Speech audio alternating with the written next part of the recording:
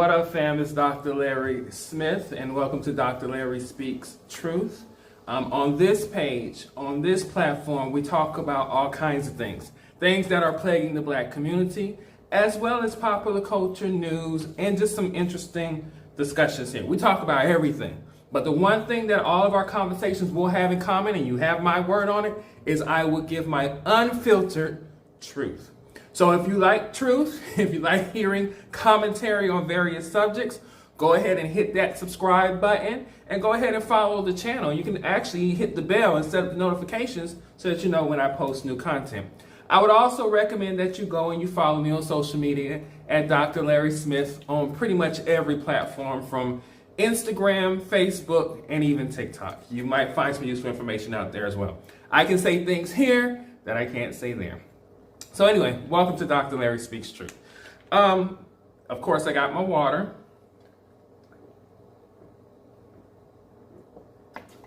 Water is super important, but sometimes I'll have glasses and it might not be water in the glasses, if you get my drift. But anyway, I wanted to discuss a topic of a question that I get a whole hell of a lot. And the question is, how am I openly queer and a pan-Africanist pro-Black activist? That is a question I get all the time, because if you look at a lot of pan-Africanism, a lot of pro-Black conscious leaders, many of them talk against homosexuality, like Dr. Umar, who I respect. I just don't like his commentary on that. And so many others, Tariq Nasheed, Brother Islam, so many. Their commentary around being queer and being Black is very questionable to me, and almost somewhat disrespectful to somebody like me who has been doing this work for a very long time. Here's a little thing. Here's a few things that I think ought to be considered when having that conversation. Your sexuality really only matters when it comes down to who you sleep with. That's it. There's no other point of sexuality outside of who you have sexual intercourse with. Sexual intercourse can be for multiple reasons. Most of us, majority of us, most of the time, use sexual intercourse for pleasure. However, on the flip side of that coin, sexual intercourse is also for producing children. And because of that reason alone, and of course the religious things, which we'll deal with in a second, many Black conscious leaders tend to disregard, disrespect, and just dismiss openly queer people in the movement because they say we're not contributing anything because we can't produce more Black people on this planet. I guess it's a valid argument. Doesn't mean it's an argument that has any logical basis in reality, in my opinion, and a lot of other people's. Here's the thing. First and foremost, you will not hear me refer to myself as LGBTQ+. I refer to myself as queer or same-gender loving. There's a very specific logic behind that. First, you have thinkers like Cleo Monago, you have thinkers like Dr. David Johns, you have all kinds of thinkers who have come to the realization, and we're talking queer Black thinkers, same-gender loving thinkers, who have come to the realization that the national or the traditional or the mainstream LGBTQ+ movement doesn't reflect the intersection of Blackness many times. And many times we're ousted out. In fact, we face quite a bit of racism as Black and brown people as members of the LGBTQ+ community. We have to remember that racism and white supremacy are not sexual orientations. They're not even based on gender, even though patriarchy plays a huge role in it. The point is that those same racisms, racial antagonisms, microaggressions that we get in the mainstream, they still exist within the LGBTQ+ movement. And you have to realize that that movement is still a movement that is being led by not only queer people, but white queer people specifically. White gay, white bisexual, white lesbian, and white transgender. Now, I know what someone's going to say, because I've had all the conversations that I can have on this subject. They'll say, well, a lot of y'all seem to put your gayness before your blackness. Here's the reality. I came out of my mom's body as both. I was both queer and black at conception. Period. I was both queer and black at delivery.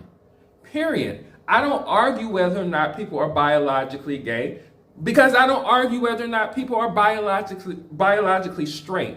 I assume, as well as other scientists, and I consider myself a social scientist, but I assume that sexuality is just a natural occurrence in nature. And sometimes it falls into what we consider heteronormativity, and many times it don't. And that's on multiple levels of species in nature, from humanity down to the plant life. You literally have what would be called homosexual, or should I say homosexual plants and animals, just like humans. So it's all in nature. So I don't feel unnatural. I don't accept the conversation that it's unnatural, because anything that occurs in nature is natural.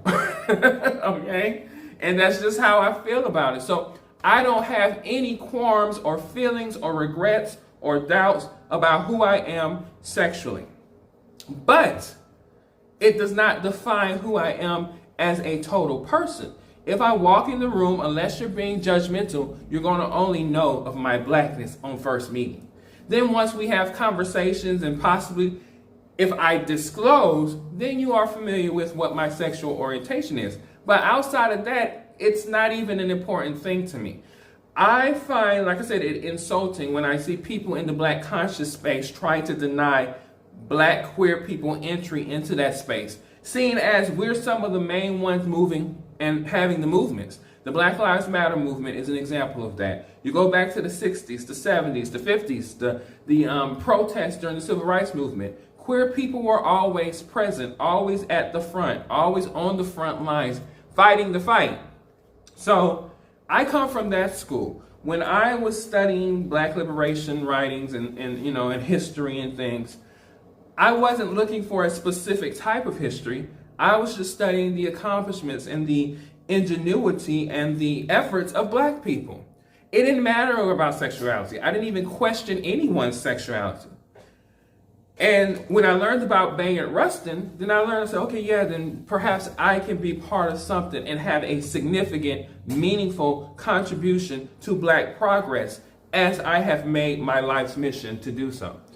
So like I said, it's offensive when people say you don't belong here, because it is also offensive when people say things like we have a black community and then there's a gay community. And they come up with names like call us the Alphabet Committee and all these other things. But at the end of the day, me, as a black queer man, I am not a separate entity from the black community. I just happen to be a black queer man. I do not see myself as part of that outside community, and most of us aren't openly welcome into that community. And a lot of black people, we don't know that. We don't know that there are a lot of homeless black youths on the street because their families left out, put them out, and there's no safe spaces for them. There are really not many actively created homes, homeless shelters, helping shelters, places for homeless black and brown youth to go there and develop life skills and be healthy. A lot of them go down a very dark road. And when I mean dark road, things like HIV and AIDS, drugs, prostitution, porn. And like I said, I don't judge people how they make their money. That's your money. But at the end of the day, I know that some of it, as it relates to the black queer community, some of it relates to us being rejected by everybody, whether it's our families or our community as a whole. Do I think black people are overwhelmingly homophobic? Not necessarily. We're just misinformed and kind of ignorant on the subjects of sexuality. And a lot of times we react outside based on our religious beliefs or based on the patriarchal beliefs that were implanted into us through the institution of slavery. So in our ignorance, there's a level of homophobia. In our misinformation, there's a level of xenophobia. And then also there's this idea of black men's sexuality in general being a fragile thing, specifically our masculinity being fragile because of the institution of slavery, because of mass incarceration, because of Jim Crow, because of degradation and discrimination. So I completely understand the fear in having a higher percentage of queer members, but I also know that it is more dangerous for people not to live their authentic selves than to live a facade. You have a lot of men on the DL, a lot of men get married, try to deny themselves their true sexual proclivities, and then at the end of the day they wind up cheating, and then it becomes a bigger issue about the cheating. But you could have resolved that issue if you had allowed that man or woman to be themselves fully authentically and accepted them as their full selves authentically. I don't need acceptance from the heteronormative world. I don't ever require it, desire it, think about it.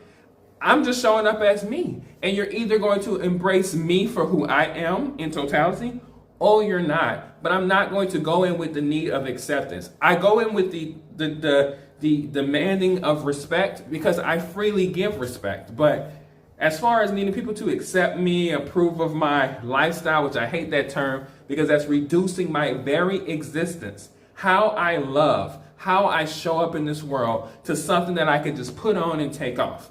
Ridiculous, right? Ridiculous, insulting, degrading, all those things. My activism, my pro-blackness is at the forefront of everything that I do. I care about black people. I care about black progress. That's not to say I don't care about everyone else. I care about all people. But I'm the type of person like this. If there's a specific health issue, like say for example, if there is a cancer somewhere, I'm not going to talk about the total body wellness as though that's the most important thing. Yes, that's important, but I have to address specific health issues in order to deal with them the way they need to be dealt with sufficiently.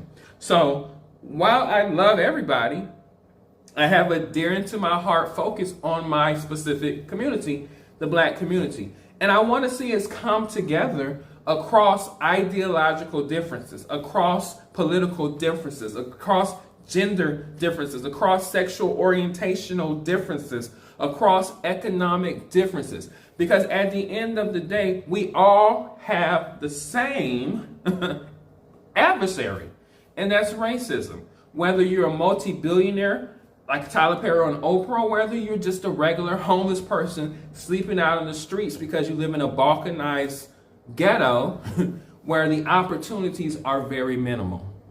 So the question of how am I queer and pro-black pan-Africanist, to me, it's a ridiculous question. Because I can't escape being black. I can't escape being queer. So should I just, some of y'all speak about this subject as though I should just stop caring about the black community and just focus on my queerness. Or just stop caring about my queerness and just focus on the black community. I am both of those things simultaneously occurring at the same time. I can't deny any part of myself. I wouldn't ask anybody heterosexual or anybody Christian or Muslim to deny those parts of them just to be present in a space of trying to move a community that I'm part of, my loved ones are a part of, my family are a part of, my friends, a lot of them are a part of. I came from a black woman. I could never turn my back on that.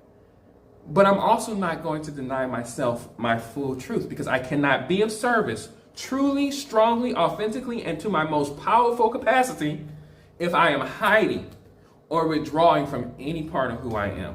So yes, I'm queer and pan-Africanist. Yes, I'm queer and black. Yes, I will go tooth and nail for the black community, but I will not allow even those of us within the black community to abuse members who are in the black community who are part of the queer community. Because at the end of the day, we're all we have. And if we can't come together as a global unit of black people, African descendants, African diasporic people, we're going to fail. We're going to fail. It's not if we fail, it's a matter of time when. So I think these ideological differences, these religious, these social differences are actually not helping the Black community if we're focused on them. We need to focus our center on Blackness and move forward in Black progress. That's the way I think it would be the most successful. So yes, I'm queer. Yes, I'm Black. Yes, I'm a pan-Africanist. And yes, I'm pro-Black. And at the end of the day, everything you see here is what you get. And I'm not going to deny myself any parts of it. And I don't need acceptance. I don't need approval. I don't need validation from somebody who disagrees, agrees, or whatever with my being. Because I'm going to be who I am. I'm going to do my work as I am.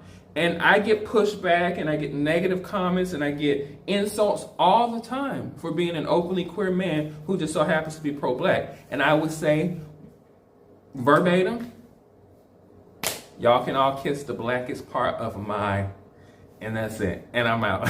Peace.